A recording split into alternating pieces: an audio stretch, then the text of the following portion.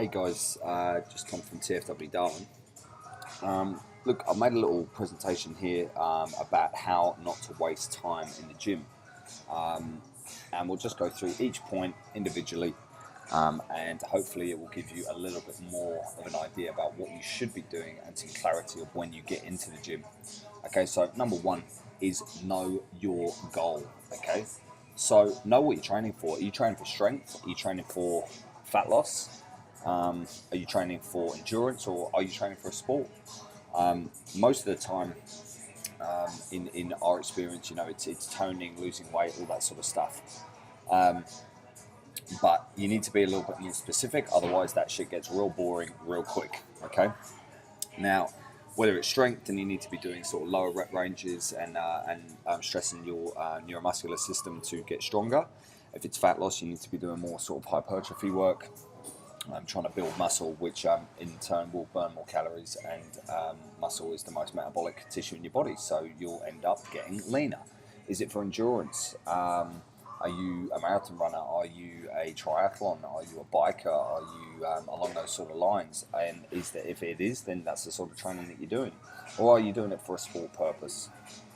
So some of the things that we really need to have a look at is intensity. Now, when I say intensity, many people think that intensity is, how hard you go in a gym or something like that. And that isn't what, in the gym world, that's not what intensity means. Intensity means weight, okay? As in like percentage of repetition max, okay? So if you're training for hypertrophy, and hypertrophy is great for fat loss because you do a lot of work in a short space of time, and you break muscles down, and you create those the muscle breakdown, which in turn burns more calories, expends more energy, which means that you will get leaner. So hypertrophy, you want to be lifting at about 50 to 65% of your repetition max, meaning that if you're doing squats and you can squat 100 kilos, then you'll be lifting sort of 50 to 65 kilograms for reps of between 8 to 15 reps. Okay, so higher reps than when doing strength training. So that's really great for fat loss doing hypertrophy, because like I said, you can do lots of supersets and things like that, but you must make sure that you are lifting to your desired intensity.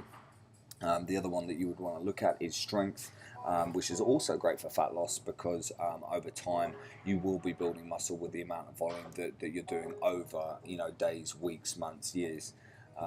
So strength is more sort of on the lower rep range, and nothing below 75% of your repetition max, and I would say nothing above sort of 5 to 6 repetitions per set. You would obviously do more sets than you would do reps. So if hypertrophy and you're doing sets of 15, you might do 3 to 4 sets of 15. And with strength training, you might do 5 to 6 sets of a lower rep.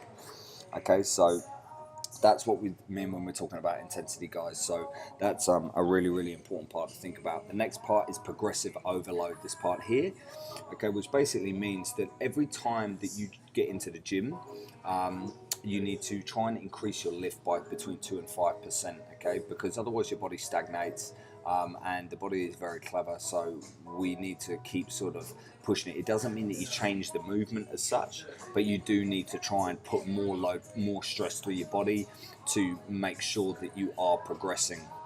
Okay, now the next thing that you want to think about in those sets where you are progressing, and if you're doing hypertrophy or strength, then you need to think about your tempo. Okay, so muscle gets broken down not by the volume of repetitions as such, but by the tempo as well.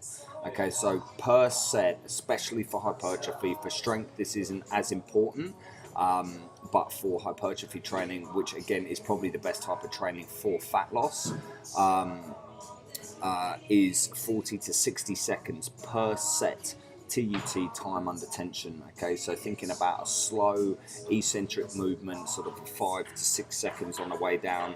Imagine a bicep curl, so you lift it up for 1 second and then you lower it down for 5 to 6 seconds, okay, and then you build that over sort of 10 to 15 repetitions.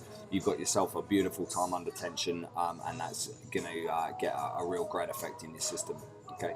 The next thing that you must think about is periodization. Okay. So you must always have a plan. So obviously going back up to progressive overload every time that you go into the gym, obviously you're not going to be able to spend the rest of your life just putting 2 to 5% more on the bench and expect that that's going to work, because that's not going to work.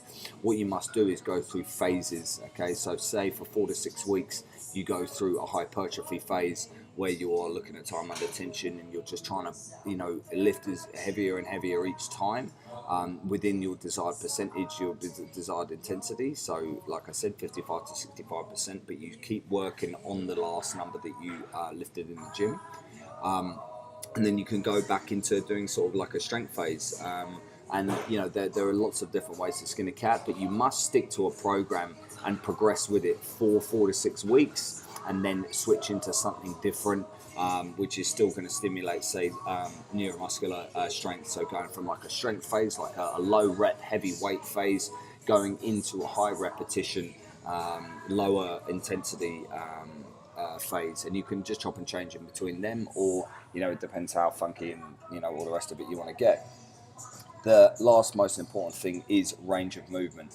Quarter squats are not cool, and they should not be done unless you are trying to specifically strengthen up your quads. Okay, or you're Olympic weightlifting or something like that, and you're trying to get stronger in your dip, or along those lines. But if you're just a general gym goer that wants to just get leaner and get a bit stronger, then you must execute every single movement with a full range of movement. So when you're doing a squat, doesn't necessarily mean that you do an arse to grass squat, because we're not all Chinese weightlifters, but you must make sure that you are trying to break that 90-degree line within your hips. Okay, so follow a bit of the powerlifting ruling, that the hips must, the body must sink below the knee line, and you must break that hip line with 90 degrees. And that will stimulate glutes and hamstrings, because at the end of the day you want to stimulate all the muscle fibers, not quarter or not just half of them. You want to get the whole thing working. Okay.